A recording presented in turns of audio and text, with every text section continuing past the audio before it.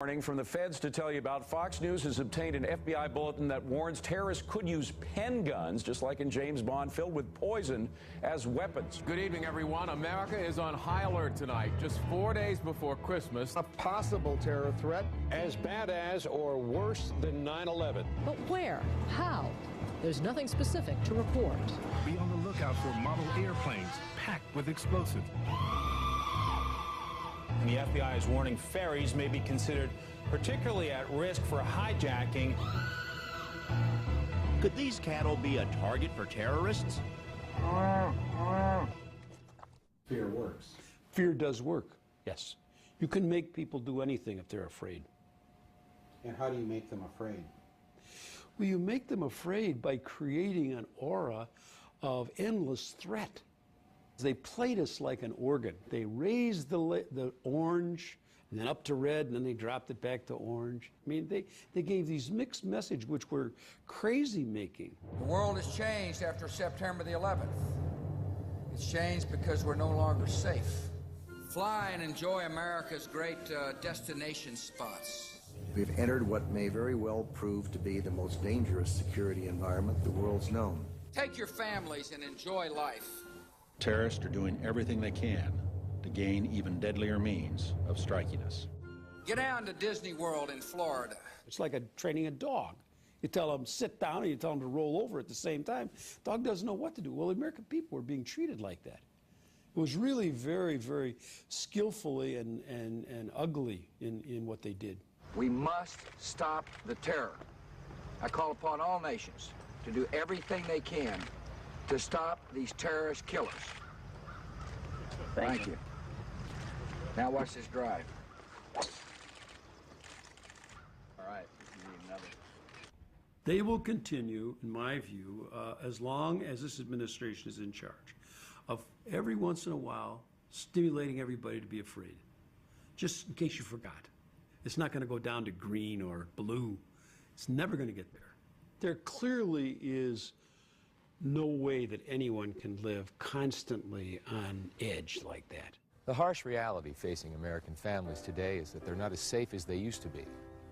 Drug dealers and users looking for their next fix, gangs who roam the streets in search of their next victim, and the growing threat of terrorists means the need for protection is ever greater. And now that protection is here. Zytec Engineering, LLC, has developed and tested a safe room, finally affordable to the average American citizen.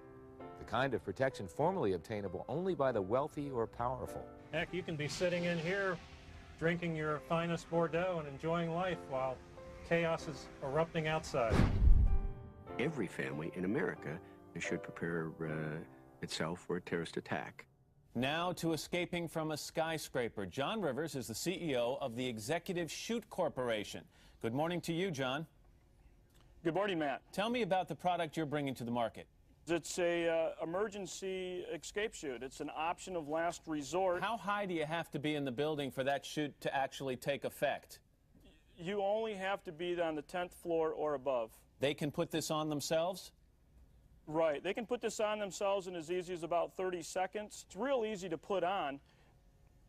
I'm sorry. It's okay. Real easy to put on, but when you first get this chute, you're going to want to put it on and try it on a few times yourself. Jamie's having a little trouble putting that thing on, I want to mention. I mean, is this something that you honestly think in a moment of panic that someone can operate properly? Oh, yeah. Yeah, it is. This is actually, Jamie's probably never put this thing on before in her life, so it's okay. Don't worry about it. It's something that when you get it, you're going to want to put it on several times. Well, despite the raising of the terror alert level, residents here in Saginaw are continuing with their Christmas errands. Frances Stroik and her family do some last-minute holiday shopping, knowing that Al-Qaeda is planning to attack America. She says being in Saginaw doesn't make her feel any safer than if she was in New York City. Midland is close by, and I said Detroit's that far away. I said they could be something, and Flint could be something, be concerns for people around here. Well, you never know where they're going to hit. You never know where they're going to hit. But one potential target specifically mentioned by the terrorist has security officials baffled. It's tiny Tappahannock, Virginia, population 2016. Such an attack could generate widespread fear that even here in rural small-town America, no one is entirely safe. On the 6 o'clock news, there was something but a terrorist alert in Tappahannock. What did the FBI tell you? Well, they contacted me by phone. Basically let me know about this word Tappahannock, and that's how it started. And their so-called chatter that they pick up, they wasn't sure Tappahannock. It is a Rappahannock County. This is the Rappahannock River. There is a Rappahannock, a place called Rappahannock, and they got it mixed up. This Tappahannock, not Rappahannock. Is there any terrorist target around here? Not that we can really think of. It can happen anywhere. We have a Walmart here. We're having a big spaghetti supper in here. Walmart, probably. Do you feel extra suspicious of outsiders? Oh, well, everybody does it. It's just something that happens. When I look at certain people, I wonder, oh my goodness, do you think they could be a terrorist? You never know what's going to happen. That's right, you never know what's going to happen. You never know what's going to happen. It's going to happen right now, you know. Never trust nobody you don't know. And even if you do know them, you really can't trust them then. From Tappahannock to Rappahannock to every town and village in America, the people were afraid.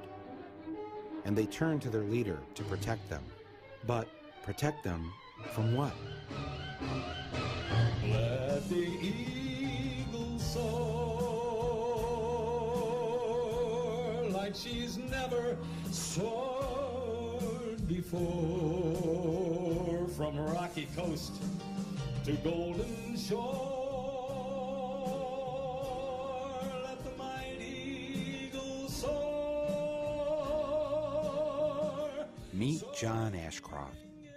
In 2000, he was running for re-election as senator from Missouri against a man who died the month before the election.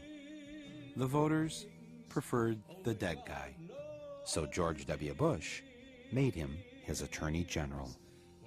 He was sworn in on a stack of Bibles, because when you can't beat a dead guy, you need all the help you can get. During the summer before 9/11, Ashcroft told acting FBI Director Thomas Pickard that he didn't want to hear anything more about terrorist threats. Mr. Watson had come to you and said that the CIA was very concerned that there would be an attack. You said that you told the Attorney General this fact repeatedly in these meetings. Is that correct? I told him at least on 2 occasions. And you told the staff, according to this statement, that Mr. Ashcroft told you that he did not want to hear about this anymore. Is that correct? That is correct. His own FBI knew that summer that there were al-Qaeda members in the U.S. and that bin Laden was sending his agents to flight schools around the country. But Ashcroft's Justice Department turned a blind eye and a deaf ear. But after 9/11, John Ashcroft had some brilliant ideas for how to protect America. The USA Patriot Act, adopted by Congress and signed by Bush 6 weeks after the attacks, has changed the way the government does business. The USA Patriot Act allows for searches of medical and financial records, computer and telephone conversations, and even for the books you take out of the library. But most of the people we spoke to say they're willing to give up some liberties to fight terrorism. Maybe that's a good thing. It's definitely sad, but it has to be done. Yes, something needed to be done. These are the good people who make up Peace Fresno, a community group in Fresno, California. Unlike the rest of us, they've received an early lesson in what the Patriot Act is all about. Each week, they meet to discuss matters of peace. They sit around, they share stories, they eat cookies. Some have more than one. This is